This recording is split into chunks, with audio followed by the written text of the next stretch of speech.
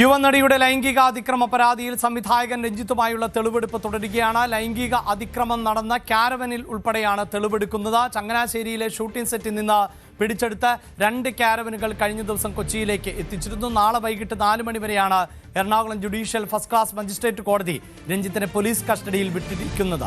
ആജ്ഞയാണ് വാർത്തയുടെ വിശദാംശങ്ങളുമായി ചേരുന്നത്. ആജ്ഞ 3 ദിവസത്തെ പോലീസ് കസ്റ്റഡിയായിരുന്നു കഴിഞ്ഞ ദിവസം ആവശ്യപ്പെട്ടത്. അത് കോടതി അനുവദിച്ചു. രഞ്ജിത്തിന്റെ ജാമ്യം നിഷേധിക്കുകയും ചെയ്ത പശ്ചാത്തലമുണ്ട്. അതുകൊണ്ട് തന്നെ ഈ 3 ദിവസത്തിനകം നടപടിക്രമങ്ങൾ പൂർത്തിയാക്കാം എന്നാണോ പ്രതീക്ഷിക്കുന്നത്? രഞ്ജിത്തിന്റെ അഭിഭാഷകൻ കഴിഞ്ഞ ദിവസം പറഞ്ഞത് ഇതിൽ കുറ്റം ചെയ്തിട്ടില്ല എന്ന് തെളിയിക്കേണ്ടത് തങ്ങളുടെ ഉത്തരവാദിത്തമാണ്. അതുകൊണ്ട് പൂർണ്ണമായും രഞ്ജിത്ത് അന്വേഷണത്തോട് സഹകരിക്കുമെന്നാണ്.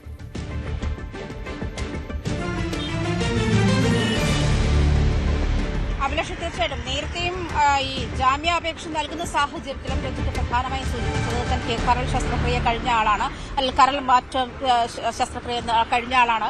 അതുകൊണ്ട് തന്നെ തനിക്ക് ആരോഗ്യ പ്രശ്നങ്ങളുണ്ട് തുടങ്ങിയ കാര്യങ്ങൾ തന്നെ ചൂണ്ടിക്കാണിച്ചായിരുന്നു ജാമ്യാപേക്ഷ നൽകിയിരുന്നത്. ആ ഒരു സാഹചര്യത്തിൽ തന്നെ അത്തരം കാര്യങ്ങൾ ഉന്നയിച്ച് തന്നെയാണ് വീണ്ടും ജാമ്യാപേക്ഷയ്ക്ക് ഒരുപക്ഷെ രഞ്ജിത്തിന്റെ അഭിഭാഷകൻ സമീപിക്കുക എന്ന് വേണം വ്യക്തമാക്കാൻ. അതേസമയം 3 ദിവസത്തെ കസ്റ്റഡിയിലാണ് പോലീസിന് വിട്ടിരിക്കുന്നത്.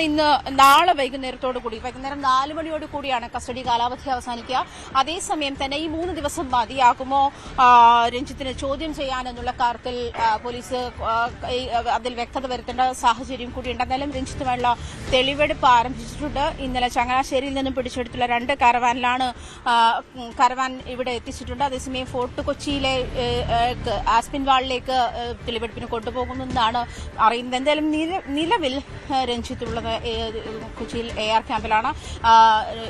എറണാകുളം നോർത്ത് വനിതാ പോലീസ് സ്റ്റേഷനിൽ നിന്നുമാണ് രഞ്ജിത്തിനെ തെളിവെടുപ്പിനുമായി ഇവിടേക്ക് എത്തിച്ചിരിക്കുന്നത്. തെളിവെടുപ്പിന്റെ നടപടിക്രമങ്ങൾ തുടരുകയാണ്. അതേസമയം യുവനടിയുടെ പരാതിയിൽ നമുക്കറിയാം അതീവ രഹസ്യമായിട്ട് തന്നെയാണ് പോലീസ് ഈ നീക്കങ്ങൾ നടത്തിയിട്ടുള്ളതും രഞ്ജിത്തിനെ അറസ്റ്റ് നടപടികളിലേക്ക് ഉൾപ്പെടെ കടന്നതും അങ്ങനെയാണ്. അതേസമയം തന്നെ രഞ്ജിത്തിനെ അറസ്റ്റ് ചെയ്യുന്ന സാഹചര്യത്തിലും കസ്റ്റഡി അപേക്ഷ പരിഗണിക്കുന്ന സാഹചര്യത്തിലും 2 ദിവസം ജയിലിൽ തന്നെ കിടക്കട്ടെ എന്നുള്ള തീരുമാനം തന്നെയായിരുന്നു മജിസ്ട്രേറ്റ് ജില്ലാ കോടതി ജഡ്ജിന്റെ ഭാഗത്തുനിന്നും ഉണ്ടായിട്ടുള്ളത്. എന്തായാലും ഇന്നലെ ഈ കസ്റ്റഡിയിൽ നൽകുന്ന സാഹചര്യത്തിലാണ് രഞ്ജിത്തിന്റെ ജാമ്യാപേക്ഷ 2 ദിവസം കൂടി കഴിഞ്ഞ് പരിഗണിക്കാമെന്നുള്ള ഒരു തീരുമാനത്തിലും കോടതി എത്തുന്നത്. എന്തായാലും നാളെ വൈകുന്നേരം 4 മണിയോട് കൂടിയാണ് രഞ്ജിത്തിന്റെ കസ്റ്റഡി കാലാവധി അവസാനിക്കുക. അതിനുള്ളിൽ ഈ ചോദ്യം ചെയ്യൽ പൂർത്തിയാകുമോ, മതിയായ തെളിവുകൾ ശേഖരിക്കാൻ പോലീസിന് കഴിയുമോ തുടങ്ങിയ കാര്യങ്ങളൊക്കെ ഉണ്ട്.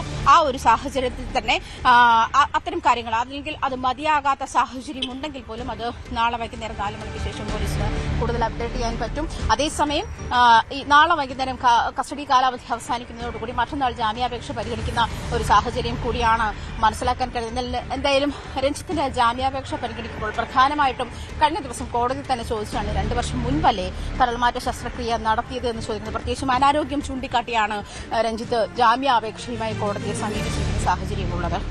അഭിലാഷ്, ഈ സൂചിപ്പിക്കുന്ന പോലെ അനാരോഗ്യമടക്കം ചൂണ്ടിക്കാണിച്ചുവെങ്കിലും ജാമ്യം നൽകാൻ കോടതി തയ്യാറായില്ല. അതോടൊപ്പം ആജ്ഞ ഇപ്പോൾ ഈ ലഭ്യമായിട്ടുള്ള അല്ലെങ്കിൽ പിടിച്ചെടുത്ത കാരവന് CCTV ഇല്ല എന്നതുകൊണ്ട് തന്നെ ഡയറക്റ്റ് തെളിവുകൾ എന്നത് പ്രയാസകരമാകും എന്ന് വേണം നമുക്ക് അനുമാനിക്കാൻ. ഒപ്പം നിരവധിയായ സംശയങ്ങൾ അന്വേഷണ സംഘത്തിനുണ്ടായിരുന്നു. പ്രത്യേകിച്ച് ഈ യുവതി നടിയുടെ പരാതി നിലനിൽക്കുന്ന സമയത്ത് ആ കാരവാന് സമീപം മറ്റു ചിലർ ഉണ്ടായിരുന്നു എന്നുള്ളത്, സഹസംവിധായിക അടക്കം അവിടെ ഉണ്ടായിരുന്നു എന്നുള്ളത്. പിന്നീട് ഈ പരാതി വന്നതിന് ശേഷം ഇത്തരം ആളുകൾ തന്നെയാണ് രഞ്ജിത്തിന് ഒളിച്ചിരിക്കാൻ വേണ്ടി താവളമൊരുക്കിയത് എന്ന നിലയിലുള്ള ചില സൂചനകൾ. അതുകൊണ്ട് തന്നെ തെളിവെടുപ്പ്, അതോടൊപ്പം തന്നെ മറ്റു മൊഴികൾ, ഇതെല്ലാം ക്രോഡീകരിച്ചുകൊണ്ടോ ആയിരിക്കില്ലേ പോലീസിന്റെ മുന്നോട്ട് പോക്ക്? കൂടുതൽ ആളുകളെ അടക്കം ഇനിയും ചോദ്യം ചെയ്യുവാനുള്ള സാധ്യതയല്ലേ കാണുന്നത്?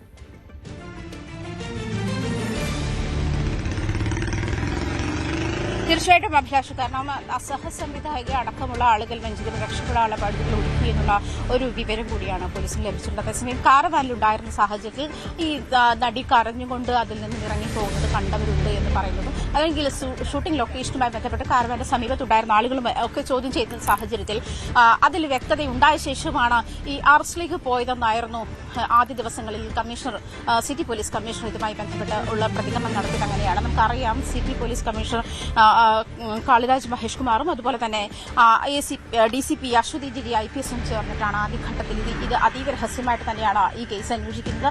ആ ഒരു സാഹചര്യത്തിൽ വളരെ അതായത് രഞ്ജിത്തിനെ അറസ്റ്റ് ചെയ്യാൻ മതിയാകുന്ന തെളിവുകൾ ശേഖരിച്ച ശേഷമാണ് അറസ്റ്റിലേക്ക് തന്നെ പോയിട്ടുള്ളത് എന്നുള്ള കാര്യത്തിൽ വ്യക്തതയുണ്ട്.